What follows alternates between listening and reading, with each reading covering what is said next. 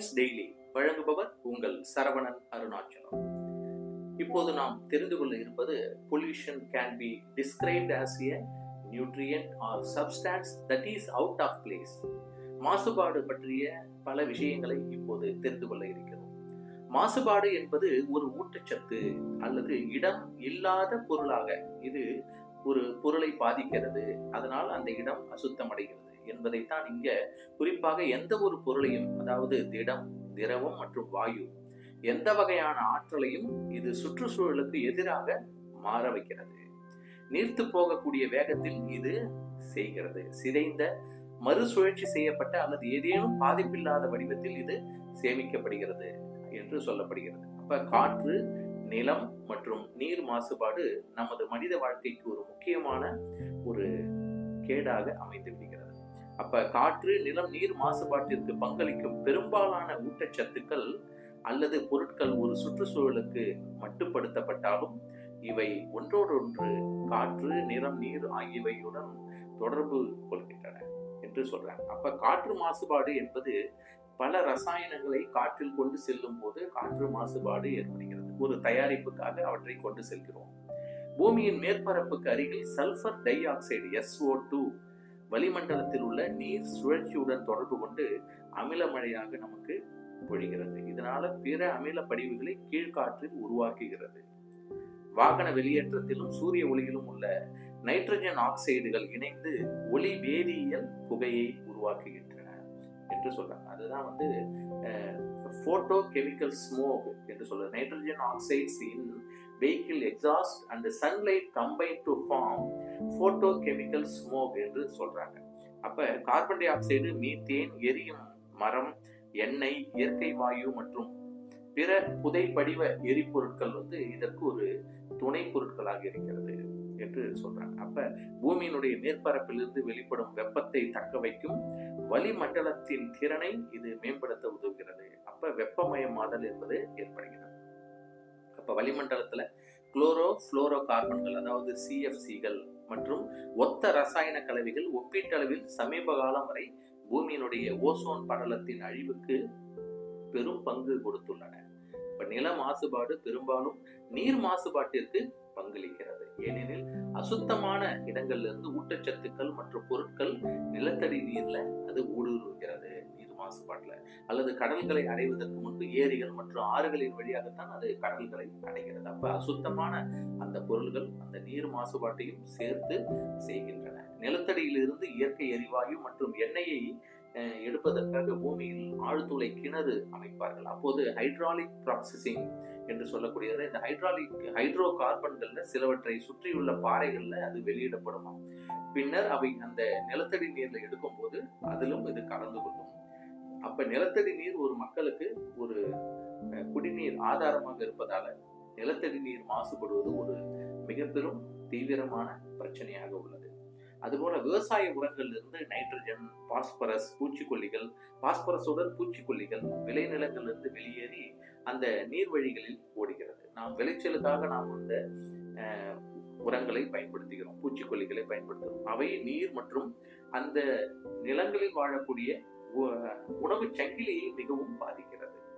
பூச்சிக்கொல்லிகள், பூச்சிகள், மீன்கள் மற்றும் அவற்றை உண்ணும் விலங்குகள் இவையெல்லாம் அந்த விஷத்தன்மையுடன் அதற்கு உணவாக மாறிவிடுகின்றன. இதனால அவை அங்க மிக பெரும் பாதிப்பை ஏற்படுத்தும். இதன் விளைவாக மீன்கள், அதுல இருக்கக்கூடிய மற்ற விலங்குகளும் மரணமாகவும் ஏற்படுகிறது. அடுத்ததாக பெட்ரோலிய கசிவுகள் மற்றும் பிற ரசாயனங்களை வெளியீடுகள்ல நச்சு பொருட்கள் சுற்றியுள்ள அந்த மண்ணை சேதப்படுத்தும். ஒரு இடத்துல ஆழ்குழாய் கிணறு வழியாக பெட்ரோலிய எண்ணெய்கள், கச்சா எண்ணெய் எடுக்கும் போது அது நிலத்தடி நீரில் கசிந்து அங்குள்ள நீர்வழிகளில் ஓடி அங்குள்ள பொருட்களை, அங்குள்ள உயிரினங்களை, உணவு சங்கிலியை அது மிகவும் பாழ்படுத்துகிறது. அடுத்தது மாசுபாட்டினுடைய மற்றொரு இது பிளாஸ்டிக் மாசுபாடு. நிலப்பரப்பு மற்றும் நீர்வழிகள்ல பிளாஸ்டிக் கழிவுகள் சேர்வது. முறையாக அப்புறப்படுத்தப்படாத பிளாஸ்டிக் பொருட்களால் இந்த கழிவுகள் ஒரு இடத்தில் போய் சேர்ந்து விடுகிறது. பிளாஸ்டிக் எளிதில் மக்காது. அப்ப பிளாஸ்டிக்கில் உள்ள ரசாயன சேர்க்கைகள் நமது உடம்பில் நாளமில்லா சுரப்பையை சீர்குலைப்பதாக மாறிவிடுகிறது. பிளாஸ்டிக் கழிவுகள் கீழ்நோக்கி ஆறுகள் மற்றும் பெருங்கடல்களில் பாயும் போது அங்கு கடல்வாழ் உயிரினங்கள் அவற்றை உட்கொண்டு மூச்சு திணறி இறந்து விடுகின்றன அல்லது பிளாஸ்டிக் கழிவுகளில் சிக்கிக் கொள்கின்றன. பிளாஸ்டிக் பாலிக்ளோரினேட்டட் பைஃபீனல், அதாவது பிசிபிஸ் என்று இதற்கான ஆதாரத்தை அது சொல்றது. இவை ஒரு புற்றுநோயினுடைய காரணியாக பார்க்கப்படுகிறது. அடுத்தது சத்தம், ஒலி மாசுபாடு. தேவையற்ற அல்லது அதிகப்படியான ஒலி இது ஆரோக்கியம் மற்றும் நமது சுற்றுச்சூழல் தரத்தை மிகவும் பாதிக்கிறது. இது பெரும்பாலும் தொழில்துறையுடன் தொடர்புடைய இயந்திரங்கள், விமான நிலையங்கள் மற்றும் பிற போக்குவரத்து அமைப்புகள்ல இது ஏற்படுகிறது. சத்தம் ஒரு மிகப்பெரிய பிரச்சனையாக இருக்கிறது. இது மனிதர்கள் மற்றும் பிற விலங்குகள்ல கேட்கும் உறுப்புகளுக்கு, காதுகளுக்கு உடல் ரீதியான சேதத்தை நமக்கு ஏற்படுத்துகிறது. இதை அதிகரித்தால் மன அழுத்தம் உருவாக்குகிறது. இதை எதற்காக இந்த சத்தத்தை பயன்படுத்துகிறாங்கன்னா, சில உயிரினங்களை விரட்டுவதன் மூலம் வனவிலங்குகளின் பழக்க வழக்கங்களை மாற்றுவதற்காகலாம் இது மாதிரி செய்யும் போது இது சுற்றுச்சூழல் அமைப்புகளை சீர்குலைக்கிறது. இது பெரும்பாலானவை தொழில்துறைகள்ல போக்குவரத்துக்கு அருகாமையில் உள்ள நிலம் மற்றும் கடலில் இது அதிகப்படியான ஒலி மாசுபாட்டை ஏற்படுத்துகிறது. இது கப்பல் இயந்திரங்கள் மற்றும் சோனாரில் இருந்து அதிகப்படியான சத்தம் வெளியேறுகிறது. அடுத்தது வெளிச்சம், ஒலி மாசுபாடு. இது தெருவிளக்குகள் மற்றும் ஒளிரும் கட்டடங்கள், கோபுரங்கள் மற்றும் பிற கட்டமைப்புகளால் ஏற்படும் தேவையற்ற அல்லது அதிகப்படியான வெளிச்சம். இப்ப நகர்கள்ல, மிகப்பெரிய நகரங்கள்ல பாத்தீங்கன்னா அதிக வெளிச்சத்தை நாம் பயன்படுத்துகிறோம். ஒலி மாசுபாடு இயற்கை அம்சங்களினுடைய இரவு நேரத்தை மாற்றி அமைப்பதற்காக இந்த ஒலி மாசுபாடு காணப்படுகிறது. புலம்பெயர்ந்த விலங்குகளை திசை திருப்புகிறது மற்றும் ஒளியூட்டப்பட்ட கோபுரங்கள், கட்டிடங்களுடன் பறவைகள் நிறைய மோதலை ஏற்படுத்தி இறந்து விடுகின்றன. இது ஒலி மாசுபாடு பற்றி நிறைய விஷயங்களை நாம் தெரிந்து கொள்ளலாம். அடுத்ததாக வெப்ப மாசுபாடு. வெப்ப மாசுபாடு குளிர்ந்த சூழலுக்கு வெப்பத்தை சேர்ப்பது. இது மின் உற்பத்தி நிலையங்கள்ல குளிரூட்டும் திரவங்களாக பயன்படுத்தப்படும் நீர் அல்லது காற்றினால் இந்த வெப்ப மாசுபாடு ஏற்படுகிறது. இது அனல் மின் நிலையங்கள்ல பெரும்பாலும் இது மாதிரியான குளிரூட்டு நிறைய இருக்கும். மின் உற்பத்தி நிலையங்களிலிருந்து சூடான குளிரூட்டும் நீர் ஏரி அல்லது ஓடை நீரை விட 15 டிகிரி சென்டிகிரேட், அதாவது 27 டிகிரி ஃபாரன்ஹீட் வெப்பமாக இருக்குமா அந்த நீர். இது மீன்கள்ல வளர்ச்சிதை மாற்ற விகிதங்களை அதிகரித்து நீரில் வைத்திருக்கக்கூடிய கரைந்த ஆக்சிஜனுடைய அளவை இது குறைக்கும். அப்படிப்பட்ட ஒரு சூடான நீராக தான் இந்த ஏரிக்கு இது செல்கிறது.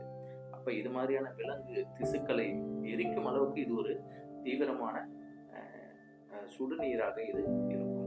இப்ப இவ்வாறாக நிலம், நீர், காற்று, இந்த மூன்றும் முக்கியமான மாசுபாடுகளாக நமக்கு நமது மனித வாழ்வில் மிக பெரும் சேதத்தை நமக்கு ஏற்படுத்துகிறது. அதற்கு நம்மாலான முடிந்த தவிர்ப்புகளை, தேவையற்ற பொருள்களை, தேவையற்ற விளக்குகளை, தேவையற்ற மாசுபாடுகளை இந்த பூமியில் கொட்டாமல் நாம் பாதுகாத்தாலே நமது வாழ்வு சிறக்கும்.